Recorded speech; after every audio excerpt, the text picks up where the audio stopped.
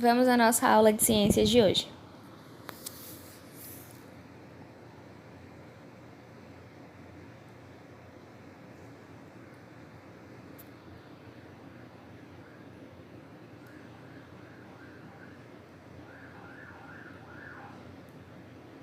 Lembre de copiar o caderno e o diário que vem ao fim do vídeo. Iniciaremos esse vídeo com as correções das atividades anteriores. Na aula de hoje, iremos falar sobre alimentação e adaptação dos animais, respiração e transpiração. Então, após a correção, daremos início ao assunto novo, que são os animais.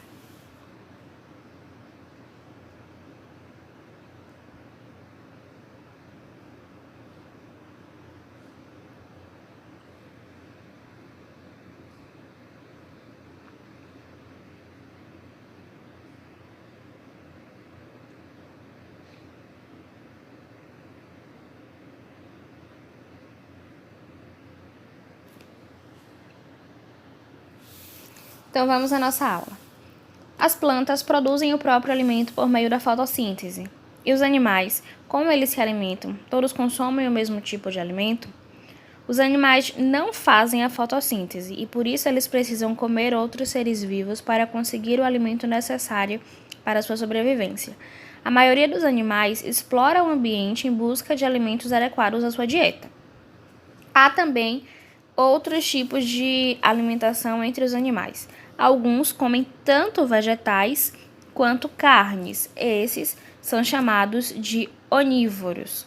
Há animais que se alimentam do néctar da flor, como por exemplo o beija-flor, de sangue, como alguns mosquitos, e até de fezes, como é o caso de alguns besouros. A alimentação ela é fundamental para a sobrevivência dos seres vivos. Por isso, as adaptações para obter e digerir alimentos são muito importantes para os animais. Há uma grande variedade de adaptações para a alimentação, como adaptações do formato da boca, do bico, dos dentes ou do comportamento. O macaco prego utiliza pedras para quebrar sementes e frutos. Suas mãos permitem segurar objetos firmemente. A língua comprida do camaleão é uma adaptação que lhe permite capturar insetos de longe.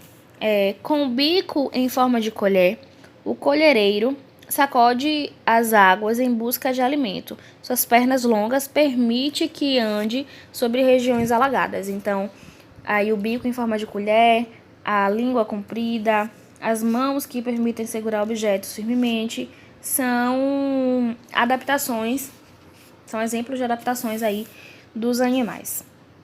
Respiração e transpiração. Você já sabe que para sobreviver os animais precisam respirar, mas você sabia que a respiração é fundamental para utilizar a energia dos alimentos? O gás oxigênio absorvido com a respiração é utilizado pelas células para retirar a energia do alimento. Durante esse processo, as células liberam gás carbônico. Para obter o gás carbônico, muitos animais utilizam o pulmão. É o caso dos mamíferos, aves, répteis e anfíbios adultos. Além da alimentação e da respiração, outro processo muito importante para a nossa sobrevivência é a transpiração. No ser humano, a transpiração ocorre na forma de suor através da pele. Ao entrar em contato com o ar, o suor, além de eliminar o excesso do calor do corpo, ainda ajuda a resfriar a superfície da pele. Nosso suor é produzido pelas glândulas da pele, que além da água também eliminam sais minerais e outros compostos desnecessários que estão presentes no sangue. Outros animais, como os cachorros, não produzem suor. Para regular a sua temperatura, eles arfam, geralmente com a língua para fora. O que é arfam? Eles respiram em ritmo acelerado. Por não produzirem suor, eles precisam fazer isso, respirar em ritmo acelerado. Então, eles arfam. O suor é uma forma de transpiração.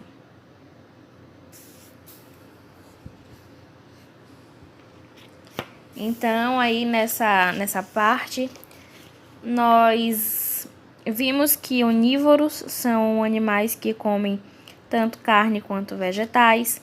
Nós vimos também aí as adaptações que são feitas nos corpos dos animais, como a língua comprida do camaleão para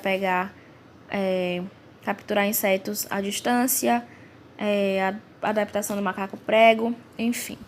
Os animais são seres vivos, ou seja, nascem, crescem, morrem e possuem capacidade de reprodução. Cada espécie possui suas características próprias, como cor, tamanho, tipo de alimentação, ambiente em que vivem, dentre outros aspectos. Os animais também apresentam diversas formas de locomoção. Eles podem andar, nadar, saltar, voar, rastejar ou simplesmente não se locomover.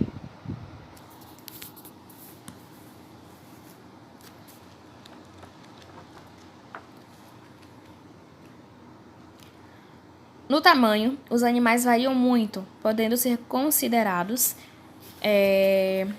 de porte pequeno, como pulgas, sanguessugas e mosquitos, de porte médio, como muitos sapos, cachorros e tamanduás, e de grande porte, como bovinos, elefantes e baleias.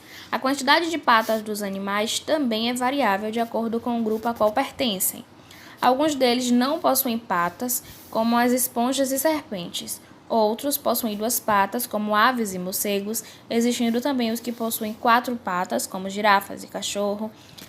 Outros animais possuem 6 patas, como os insetos, 8, como aranha e caranguejo, ou mesmo inúmeras patas, como nós temos aí o exemplo de centopeias. A cobertura do corpo dos animais também muda bastante. Muitos peixes têm corpo coberto por escamas, assim como os répteis. Já nos anfíbios, estas estruturas são ausentes. As aves têm o corpo coberto por penas e mamíferos são cobertos por pelos. Quanto aos invertebrados, isso varia muito. Vale destacar o corpo coberto por carapaça externa, típico do grupo dos artrópodes, caranguejo, aranha, centopeia, borboleta, etc. E a presença de conchas em muitos animais do grupo dos moluscos, mexilhão, ostra, caracol, náutilo, etc.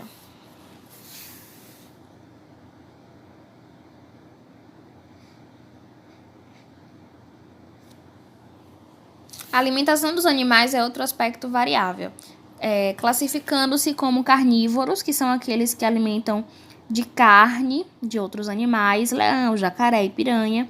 Herbívoros, aqueles que só comem vegetais inteiros ou parte deles, como girafa, boi e coelho. Onívoros, que comem tanto um quanto o outro, que são porcos, galinhas, macacos, cachorro, etc.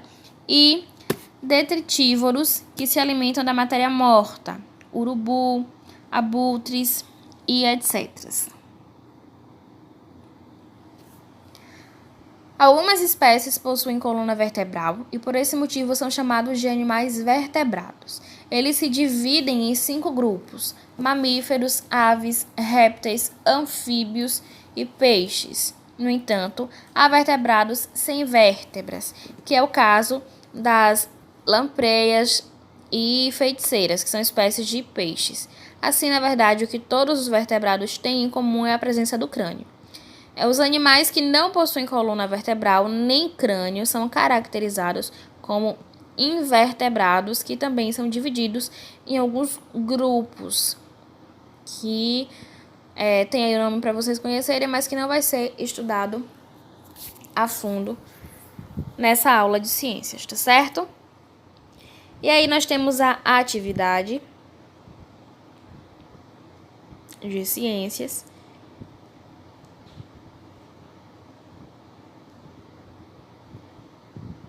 E na próxima aula nós iremos relembrar aí um pouquinho desse assunto e conhecer um pouquinho mais sobre a vida dos animais, tá certo? Lembrando que vocês podem e devem recorrer ao livro de vocês e também pesquisar,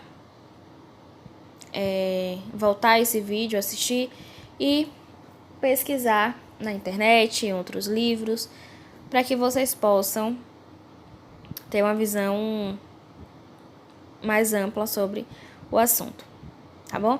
Então, até a próxima aula, onde voltaremos a falar sobre os animais. Façam com bastante atenção as atividades e se cuidem. Beijos!